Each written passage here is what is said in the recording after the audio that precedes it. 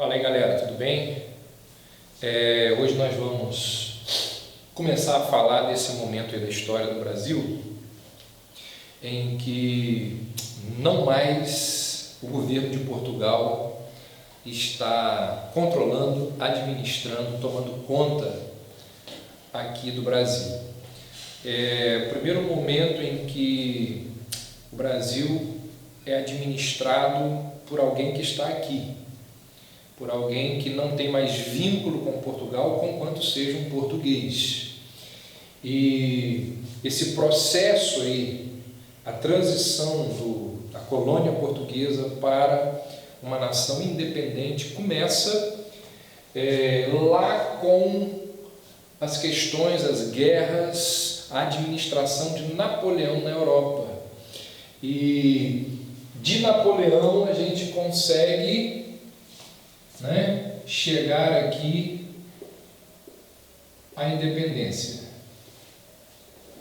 É isso que você precisa observar aqui nessa linhazinha, nessa sequência aqui de acontecimentos que nos mostram como que as questões napoleônicas vão interferir aqui na independência do Brasil.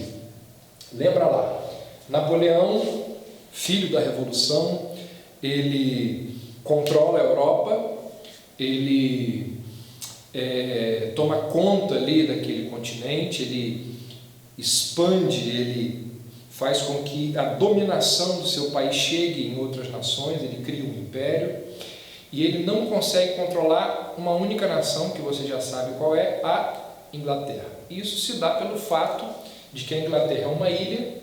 Napoleão não consegue, por causa do poder, da capacidade da marinha inglesa, Napoleão não consegue invadir a Inglaterra, e por não conseguir dominar militarmente, territorialmente a Inglaterra, Napoleão então impõe à Inglaterra o chamado, tão famoso, bloqueio continental. Não esqueça, está aqui, coloquei aqui, do bloqueio continental. Impede então que as nações europeias comercializem com a Inglaterra. E lembre-se você que a Inglaterra foi a pioneira, a primeira nação a fazer a Revolução Industrial. Dependia muito a economia inglesa da venda e da compra, principalmente da venda, desses produtos em todo o continente europeu. Então, tentando destruir a sua economia, Napoleão impede que as nações comercializem com a Inglaterra. Só que teve uma nação que continua comercializando com a Inglaterra sem que Napoleão descubra. Na verdade, no fim da sua vida, Napoleão vai dizer que em toda a sua vida apenas um único homem conseguiu enganá-lo, foi Dom João VI. Diz isso Napoleão. Uma referência a esse fato de que, durante algum tempo, Portugal conseguiu burlar, enganar Napoleão, a administração napoleônica, e continuar o seu comércio com a Inglaterra.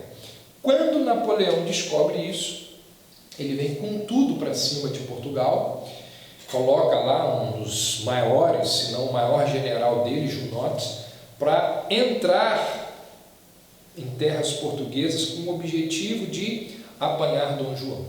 Por causa disso, a família real vem para o Brasil. O primeiro e único monarca europeu a vir para cá. E com a vinda da família real para o Brasil, surgem naquele momento ali que nós conhecemos como período joanino. Existe aqui uma série de mudanças que são promovidas aqui no Brasil, principalmente no Rio de Janeiro, para atender a família real junto com a corte que vem morar aqui. Você deve se lembrar, que lá no Rio de Janeiro surge a Biblioteca Nacional. Na verdade, Dom João, ele traz alguns navios cheios de livros para cá.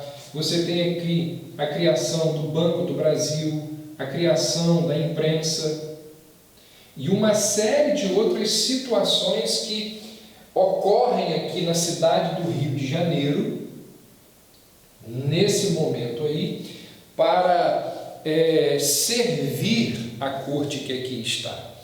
E Dom João vai ficar aqui no Brasil durante algum tempo, e Dom João ele vai amar viver aqui no Rio de Janeiro. Os historiadores vão dizer que no Rio ele consegue ficar curado de uma doença. Alguns historiadores acham que era a asma, contra a qual ele vinha lutando há muito tempo em Portugal. Aqui no Rio ele consegue ficar liberto dessa enfermidade. Aqui no Rio ele consegue ter uma qualidade de vida melhor do que aquela que ele tinha lá em Portugal. E ele gosta muito daqui, mas ele é obrigado a voltar. E por que ele é obrigado a voltar? Porque Napoleão ele perde a sua força, Napoleão perde o seu domínio sobre os países europeus, e aí no Congresso de Viena as monarquias são devolvidas às famílias, a nobrezas, às famílias nobres. E onde estava o rei de Portugal? Aqui no Brasil. Ele é convidado a voltar. Num primeiro momento ele não quer voltar, ele pensa em administrar Portugal daqui, uma loucura, uma completa insanidade, vão dizer os portugueses. E por causa dessa possibilidade surge lá na cidade do Porto uma revolução que tenta tirar o poder da família de Dom João. Então ele precisa retornar. E ao retornar ele vai deixar o filho dele aqui. Só que o que acontece é que quando ele retorna para Portugal, o Brasil, que nesse momento aqui, tinha sido elevado à categoria de Reino Unido com Portugal, nesse momento aqui, o Reino Unido deixa de existir, porque o rei, o monarca, volta para a Europa. Então, a colônia que durante esse período aqui deixa de ser colônia e é elevada à categoria de Reino Unido, essa colônia, quando o rei retorna, ela volta à condição de colônia. E ao retornar à condição de colônia, o que acontece é que os portugueses também querem retornar com o pacto colonial que aqui tinha deixado de existir. No entanto, os brasileiros que durante alguns anos viveram sem o pacto colonial, eles não aceitam essa ameaça, eles não vão se submeter novamente a essa exploração do pacto colonial, e é o pacto colonial que vai servir então de gatilho para os movimentos de independência, as lutas de independência. E aí então Dom Pedro, que fica no Brasil, ele vai ficar do lado do povo, contra as orientações, na verdade as ordens do pai, e então no dia 7 de setembro de 1822 é proclamada a independência do Brasil e tem início, então com isso, o primeiro reinado.